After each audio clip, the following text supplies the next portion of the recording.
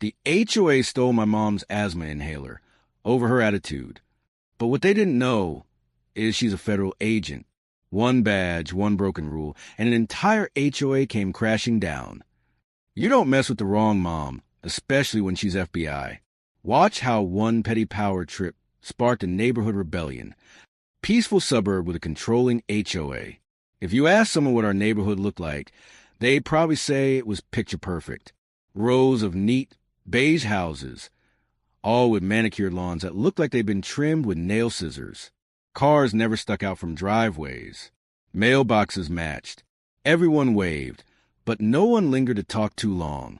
It was the kind of place real estate agents sold as peaceful and secure. But behind the white picket fences and double-glazed smiles, our homeowners association, known as the HOA in hushed, begrudging tones, had the kind of power that would make a small dictator blush. It started small, with harmless fines, a $25 penalty for leaving the trash bins out 2 hours past pickup, or a warning for having a holiday wreath still hanging in January. But over time, it mutated. The HOA board, a collection of suburban overlords with too much time and not enough perspective, began wielding their authority like a weapon. And at the center of it all was Carol. Carol was the kind of woman who held onto a clipboard like it was a scepter. She strutted the sidewalks in pastel blouses and orthopedic sandals, eyes sharp, lips pursed, ready to document any violation that dared disrupt the neighborhood's bland perfection. If your grass was half an inch too high, you'd find a notice. If your garage door creaked as it opened, expect a fine. We kept our heads down. Everyone did, except my mom. My mom didn't look intimidating. She wasn't tall, didn't raise her voice, and didn't engage in petty drama. But there was something about her presence, calm, composed, but impenetrable. She had this silent confidence that made people step back without quite knowing why. To the neighborhood, she was just Miss Dana from Lot 7, a widow with a kid who worked some kind of government job.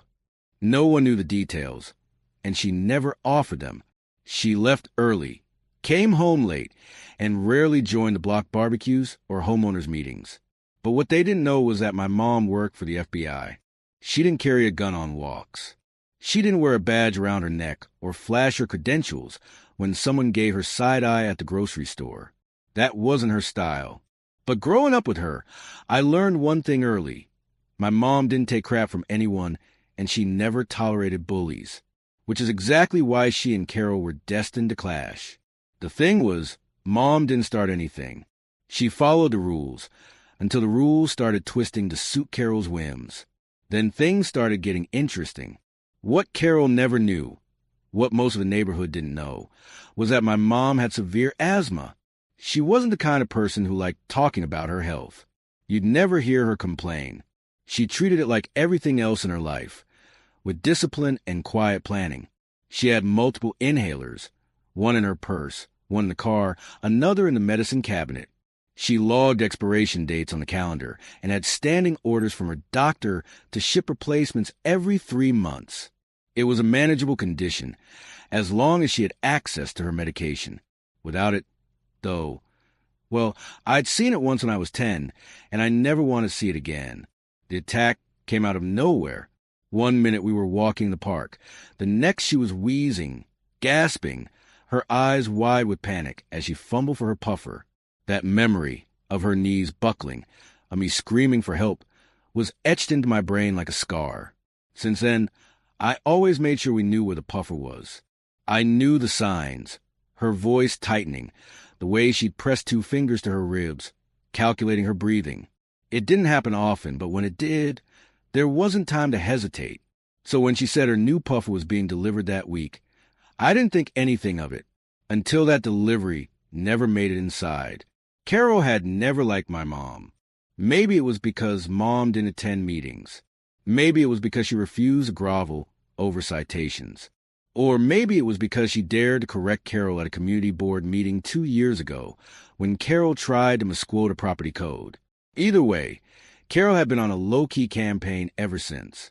It started with small annoyances, anonymous complaints about our garbage bins, photos of our backyard gate with misalignment circled in red ink. One time, we got fined for having excessively loud wind chimes. We didn't even have wind chimes. Carol was clever about it. She never showed up yelling. Instead, she'd smile sweetly as she dropped notices on our doorstep. She never used our names, always signed off with the HOA board. I once asked Mom if we should fight back. Not yet, she said. She hasn't made a real mistake. That mistake was coming. It happened on a Thursday. The air was thick, spring allergies blooming like pollen bombs across the neighborhood. Mom had just texted me from work. Puffer delivery arriving today. Bring it in when you see it, okay? I nodded, phone in hand, then forgot about it. A couple hours later, I spotted the delivery truck. I heard the drop-off, opened the door, and nothing. No box. We checked the cameras. The driver had left the package on the porch at 2:14 p.m. By 2:22, it was gone. And at 2:25, Carol was captured in the frame, standing on our porch, clipboard in hand, holding the package under her arm. Mom's face darkened as she watched the footage. She took it. Why would she take a medical package? I asked. I don't think she knew what was in it. Mom said quietly. She just saw an opportunity. She stepped outside and walked calmly down the block to the HOA office, a converted garage Carol operated like her personal fiefdom. I followed. Carol met us at the door with that smug customer service smile. We're here for a package that was illegally removed from our property, Mom said. Her voice was cool, precise. Oh, Carol replied, not even pretending to be surprised. I assumed it was abandoned. Packages can't be left unattended, violation 6C. That's not a rule, Mom said flatly. I decide what's safe, Carol said, and your attitude isn't helping. That was the moment I realized Carol wasn't just a busybody. She was a tyrant in pastel polyester. You're holding medical property that doesn't belong to you, Mom said. You can have it back, Carol snapped, when you file a formal request and apologize for the way you're speaking to me. Mom blinked. Once. She turned on her heel and walked away. But she didn't say a word, just pulled out her phone. Something in the air shifted. Something was coming. And Carol had no idea what she'd just triggered. The door shut behind us with a soft click, but the tension between my mom and Carol might as well have been a lightning bolt suspended midair. Back at home, Mom didn't say a word. She opened her laptop with surgical calm, typed out something on a government issue interface I'd only glimpsed in passing, and then closed the screen just as quickly. Are you calling the FBI?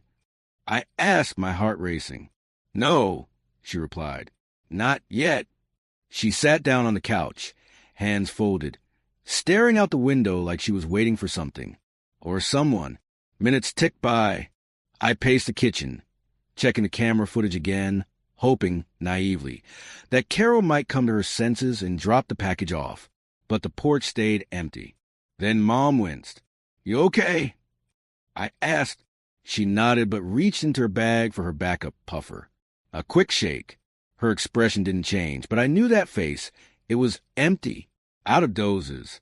She tried another from the glove box of her car. Expired. A third one from the kitchen drawer. Empty again. I was waiting on this delivery, she murmured, her voice thinner than usual. Didn't realize they were all out. She was down to nothing. And that smug little tyrant was sitting on her life-saving medication like it was a borrowed Tupperware container. 20 minutes later, we went back to the HOA office. This time I walked ahead. My fists were clenched. Carol was seated behind a fold-out table like she was a judge at a reality show for Hedges. She didn't even look up. I want the package, I said without the pleasantries. She lifted her eyes slowly, like I was a smudge on a window she hadn't decided to clean yet. It's locked in the back, she said coolly. And per HOA retrieval protocol, I require a written statement acknowledging your violation, along with a written apology for the tone your mother used earlier. There is no protocol, I snapped. You made that up. Carol arched one perfect eyebrow. I'm following guidelines. You're stealing. That's what you're doing. She leaned forward. You want it back? Tell your mother to say please, with a little less FBI attitude. I froze. She knew, or thought she did. Mom had never told Carol who she really was. But Maybe someone had seen the badge once in her wallet. Maybe she'd overheard something. And now, Carol was using that knowledge as ammunition to paint my mom as dangerous, intimidating, hostile. This wasn't about a package anymore. This was about control. I left before I said something I couldn't take back. But Mom didn't go back with me. She stayed behind. When she finally returned, she was breathing harder than usual. Sweat was beading around her hairline. Her voice was quieter than I'd ever heard it. She said she won't release the package until tomorrow, Mom whispered. Tomorrow might be too late. We tried the peaceful route one last time. Mom drafted an official-looking letter, professionally worded, with just enough legalese to make a junior lawyer sweat. It explained her condition, the nature of the package, and the urgency of the medication inside. It was respectful, clear, and restrained. I printed it out and walked it over myself. Carol took the paper with a snort, barely glancing at it before setting it aside like it was a flyer for a bake sale. This isn't a post office, she said. If your mother wants to get her things back, she should learn to follow the rules like everyone else. She's a federal agent, I said. You know that, right? Her smile widened. She thinks she is, but she's not the boss of this neighborhood. Here, I make the rules. She stood up, brushed imaginary lint off her blouse, and added, maybe your mother needs to learn that respect is earned, not demanded. I walked home in stunned silence, adrenaline and helplessness mixing like poison in my stomach. When I opened the front door, Mom was sitting in the dark, one hand on her chest. Her breaths were short, controlled, like she was rationing air. I rushed to her. We're going to the ER. She shook her head. I'll be fine. Just give me water. No, I snapped. No more waiting. This is insane. She's trying to prove a point, and you're suffering. Mom locked eyes with me. That's exactly why I'm not reacting yet. Because the moment I do, this stops being her game. But the waiting wasn't working. Over the next hour, her breathing worsened. She tried to hide it, but her shoulders moved with each shallow inhale, and the color in her face was fading. I begged her to let me call an ambulance. I can't, she said. If I make a scene now, it gives her something to use. She'll paint me as unstable, dangerous, and that could stick, even with my clearance. She was right, and I hated that she was right. But I also knew we were running out of time. That's when I decided I was done playing nice. I marched back down the street, ready to break a window, if I had to. But before I reached the office, I stopped cold. Carol wasn't alone anymore. She was speaking with two other board members, Greg and Sylvia. They were looking at something on her clipboard, nodding, and then laughing. They weren't just condoning her behavior. They were enjoying it. I stormed back home, breathing fire. She's not just ignoring you. I told Mom. She's bragging about it. Mom's lips pressed into a thin line. She tried to speak, but only a wheeze came out. That's when she stood up, slowly, deliberately, and walked to her room. She returned with a small leather case. I didn't want to use this, she murmured, her voice raw. But they crossed a line. She opened the case. Inside, her badge. The sight of the badge, gold and official, made something click in my brain. We weren't just a family caught in HOA hell anymore. We were being targeted. My mom, a federal agent, was being actively prevented from accessing her own emergency medication. This wasn't just petty. It was criminal. I'm coming with you, I said, grabbing my jacket. She nodded, then took a few moments to compose herself. She applied a thin layer of lipstick, brushed back her hair, and slipped the badge into the inner pocket of her blazer. When we arrived at the HOA office, the door was open. Carol was inside, alone again. She looked up with a lazy smirk, until Mom walked in behind me and calmly pulled the badge from her jacket. I am Agent Dana Walters with the Federal Bureau of Investigation, Mom said. I'm here to retrieve stolen property, a federal employee's medical shipment that you illegally confiscated and refused to return despite multiple documented requests. Carol's mouth opened, closed, then opened again. I didn't know. You've been informed, Mom interrupted. You've also been recorded. Your refusal to return life-critical medication to a federal agent with a documented medical condition constitutes obstruction and endangerment. Carol staggered backward like she'd been slapped. "Where is it?" Mom asked. Carol didn't answer. So Mom stepped forward, calm but steel-eyed. "You have 10 seconds before I escalate this." Carol vanished into the back and returned with the package. Trembling, Mom took it, turned on her heel, and walked out. She didn't look back. The moment we stepped outside the HOA office, package finally in hand, the neighborhood felt stiller, like something had been broken, or perhaps unmasked. Carol hadn't said a word as we left. She'd stare at my mother's badge as though it might ignite and brand her across the forehead. And honestly, the way Mom carried herself, with that precise blend of poise and authority, I could see how someone like Carol, drunk on petty power, would find that terrifying. We returned home, and Mom finally used her puffer. I could hear her lungs respond almost instantly, the wheeze loosening as air rushed in like a flood through broken gates. "Better?" I asked quietly. "Much," she said, and sat down slowly on the couch. But even as her breathing settled, I could see the shift behind her eyes. Something had crystallized in her. The line had been crossed, and the gloves were off. And I couldn't help but think, if Carol was smart, she'd disappear into a hole and never resurface. But Carol wasn't smart. She was prideful, petty, and about to get exposed. It didn't even take 24 hours. The very next morning, we woke to find a notice taped, no, nailed, to our front door. The paper was thick, embossed with the HOA seal, and stamped in angry red ink. Across the top, in block letters, notice of immediate hearing for code violations and aggressive conduct. Below that, a list of alleged offenses. Verbal assault against HOA board member. Use of federal credentials to intimidate community representative. Obstruction of administrative procedure. Failure to adhere to package safety protocols. It would have been laughable if it wasn't so desperate. Carol had clearly gone full damage control, spinning the story to make herself look like the victim and painting my mom as some rogue agent abusing her authority. Mom read the notice calmly. Like it was a puzzle she was already halfway through solving. "They're escalating." I said, "They're scared." She nodded. "They should be." Instead of responding with outrage, Mom sat down and opened her laptop. She began organizing files, documents, emails, HOA bylaws. She even pulled the neighborhood's deed restriction manual off a shelf, flipping through with surgical precision. It wasn't rage that fueled her. It was something colder, more strategic. A storm was coming, but this time we would be the lightning. That week, the neighborhood buzzed like a hive disturbed. Carol was clearly spreading her version of events. You could see it in the way people looked at us.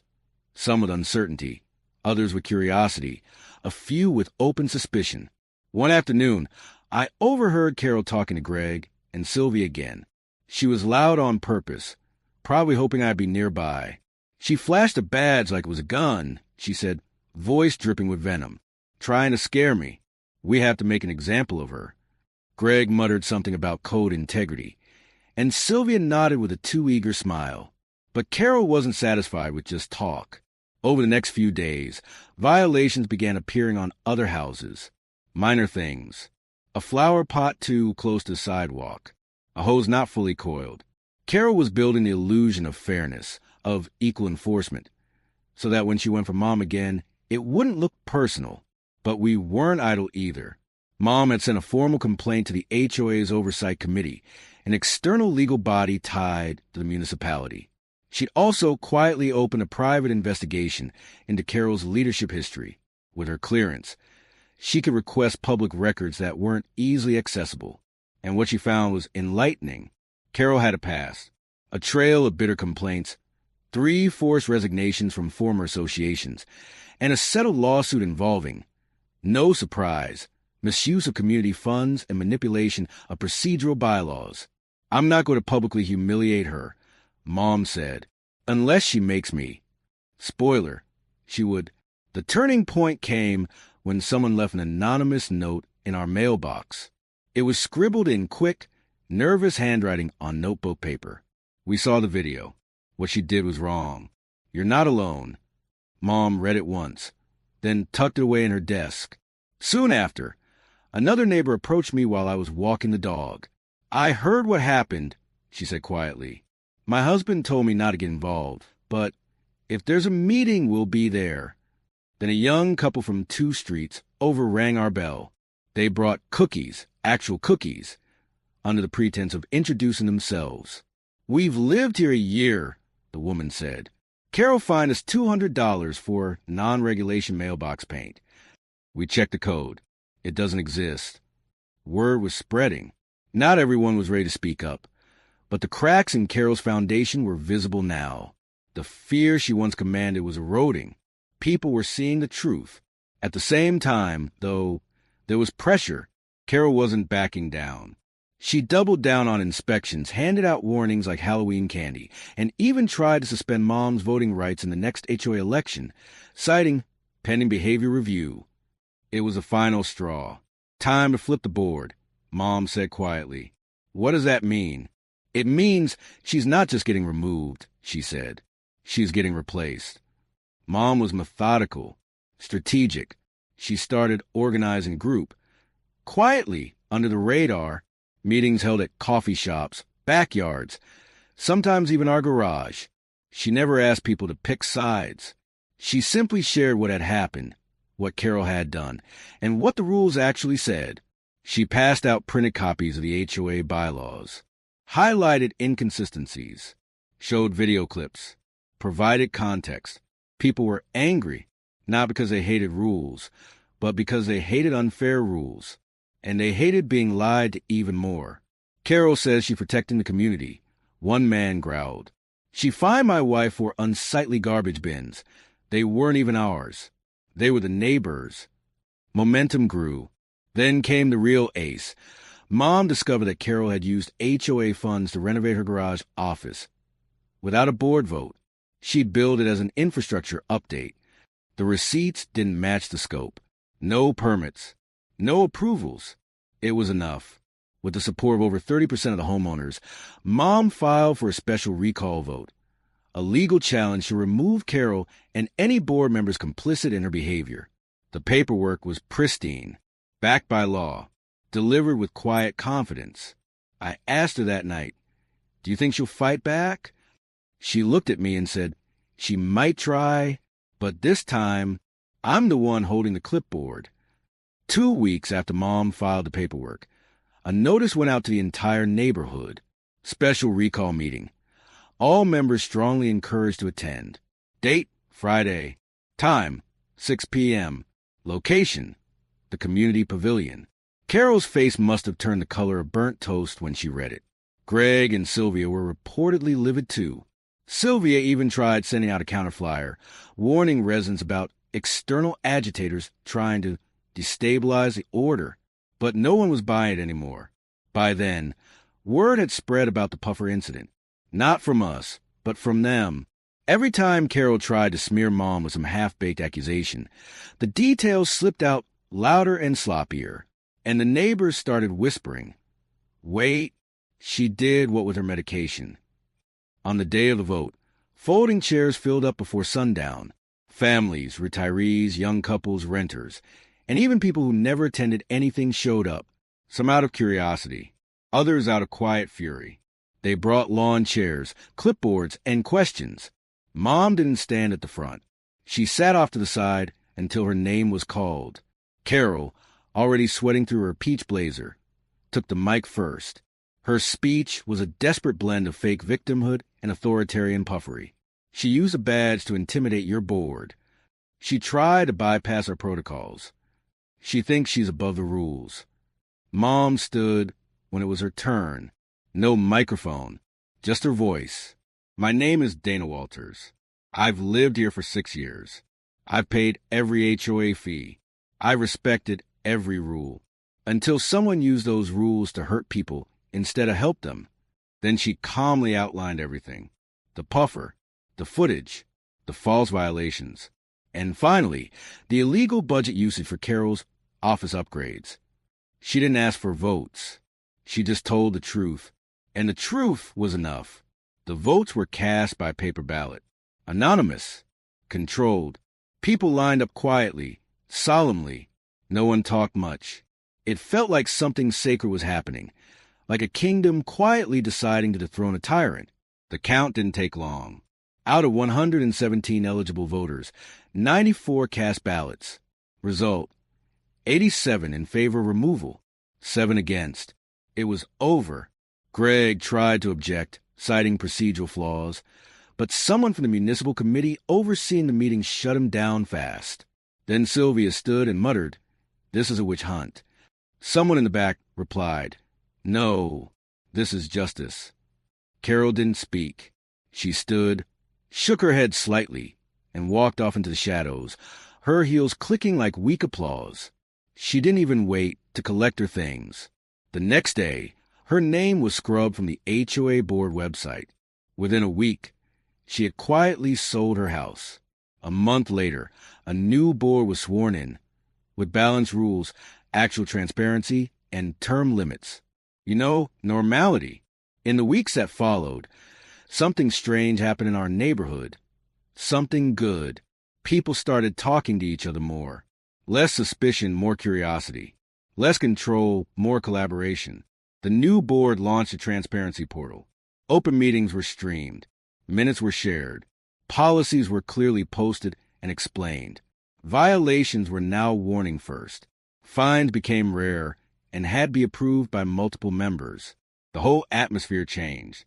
We even got a new community garden, funded not by forced HOA fees, but by donations and volunteer effort. My mom donated the first raised bed. One morning, while planting, a neighbor approached her, a woman named Linda, who had barely made eye contact before. "You didn't just stand up to her," Linda said. "You reminded the rest of us we could, too." Mom just smiled. All I did was ask people to read the rules they were told to follow. I watched them work side by side that day. No badges, no ranks, no agendas. Just two neighbors planting herbs in the sun. That evening, I found Mom on the porch with a cup of tea and a folder of documents on her lap. She looked peaceful. "You're not investigating anyone, are you?" I teased. She laughed softly. "Nope, just closing the file." She tapped the folder once before slipping it into the cabinet beneath her chair. "I keep records. Habit from the Bureau. But I don't plan to use them unless someone gives me a reason." I nodded and sat beside her. The cicadas buzzed gently. A car passed down the road. The old HOA signs on the lampposts had been taken down, replaced with new ones that simply read, "Civic Council Neighbors First." Mom leaned back. She said, "I wasn't afraid of Carol. I was afraid no one else would care, that she could hurt people just enough to keep them quiet, but not enough to make them fight back." "But they did," I said. "They did," she agreed. "And they'll remember." Weeks turned into months, and peace held. But the story of what happened, of Carol, the package, and the badge, lingered like a warning on the wind. People brought it up at barbecues. "Remember the asthma puffer thing?" someone would ask, and everyone would laugh. But underneath the laughter was a lesson, that rules without humanity become weapons, that silence enables abuse, and that sometimes the smallest act of cruelty, like holding someone's medicine hostage, can ignite a revolution. Carol was never heard from again. Rumors said she moved to another community in another state. If she tried to run another HOA, well, she'd think twice before pulling the same stunt again. As for us, we lived simply, quietly, but not blindly. And whenever a new neighbor moved in, Mom was always the first to welcome them. With a smile, a printed copy of the bylaws, and one piece of advice. Don't let anyone convince you that control is the same thing as care. One helps you breathe. The other tries to take your breath away.